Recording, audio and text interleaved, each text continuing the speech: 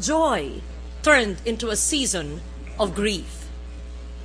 A total of 127,000 hectares of land for rice, corn, and other crops reported crop failure.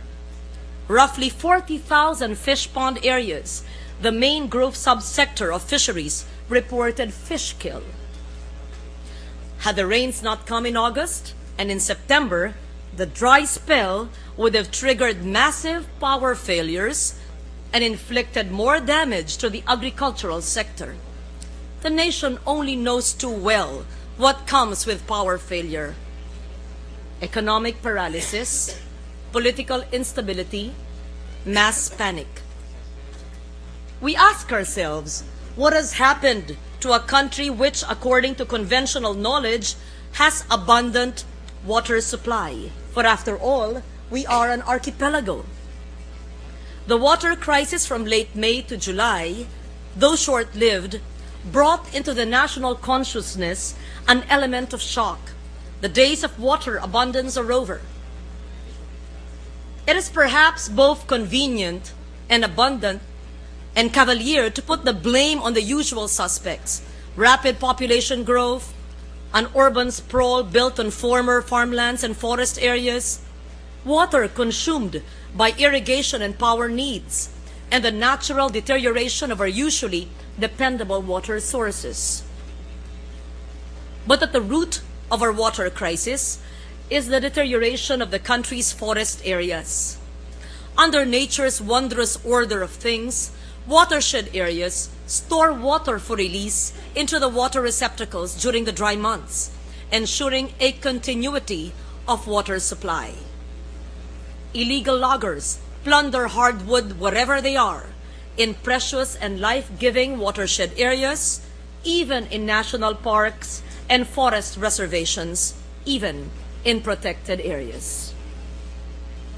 Most of the 125 proclaimed watershed areas, covering a total of 1,499 million hectares, have been classified as deteriorating or dying. And this comes from a JICA report. We lose 1.4% of our forest cover a year. And the ASEAN only Myanmar deforests at this furious pace. A prodigious destroyer of forest areas is almost always a weak protector, and this is a sad case of the Philippines.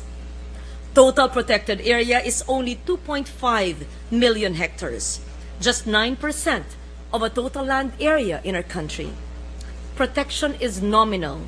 There is only one forest guard for every 4,000 hectares. As of December 2004, 52.8% of a country's total land area is so-called classified forest land, and less than a dozen provinces have forest cover of 40% and above. Unsustainable mining inflicts the same lethal harm on the environment. To make way for mining operations, there is extensive clearing of vegetation and earth moving in forest areas. Worse, the toxic effluents that mining generates poisons rivers and arable lands. From 1990 to 1999, more than 130 million metric tons of tailings spilled over into our water sources and farmlands. Our atmosphere is in the same perilous state. Air pollution is a serious urban problem. The air Metro Manilans take in is laced with harmful pollutants that are generated by the burning of fossil fuel, making Metro Manila one of the most polluted cities in the world. The combustion of fossil fuel from vehicles, from factories, has been on a steady rise, one of the major sources of increased air pollution that aggravates respiratory ailments like asthma, bronchitis, tuberculosis. If pollutants are silent killers, there are massive garbage piles at ground level which are poisonous to the environment. The giant dump sites which persists in Payatas and elsewhere in Metro Manila dramatize our third world status. There are garbage piles everywhere, on sidewalks, on rivers, on the esteros, in our sewerage system, causing our annual perennial floods. Metro Manila generates 4,600 tons of garbage daily, much of which is not properly disposed of. From these mounds, poisonous leachate is generated, absorbed by the ground below. My God, who knows what strays into the underground water? And who knows the quality of the water that we drink? Nature has a way of reminding man of his great folly and the savage abuse of the natural environment. Disasters of biblical magnitude, which cause death and destruction on unimaginable levels, upset the social system, wipe out whole communities, and destroy the fabric that makes up a functioning society. Who can forget the Ormoc tragedy, Mr. President?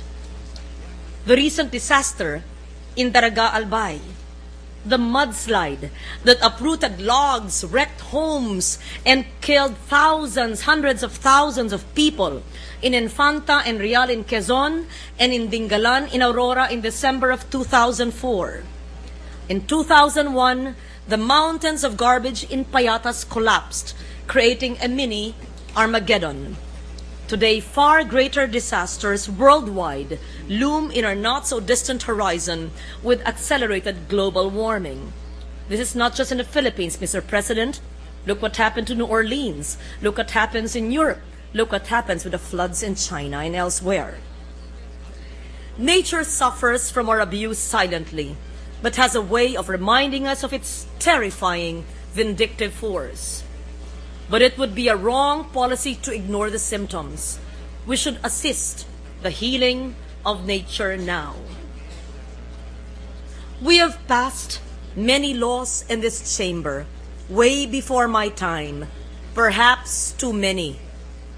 After spending some 20 years of studying and compiling all the environmental laws of the Philippines, resulting in a book of 850 pages, 8.5 by 11 inches, an author, Attorney Tony Oposa, an internationally renowned environmental lawyer who is a United Nations awardee, present in this hall today, in his dedication said, "To Filipinos, may we learn to make less laws."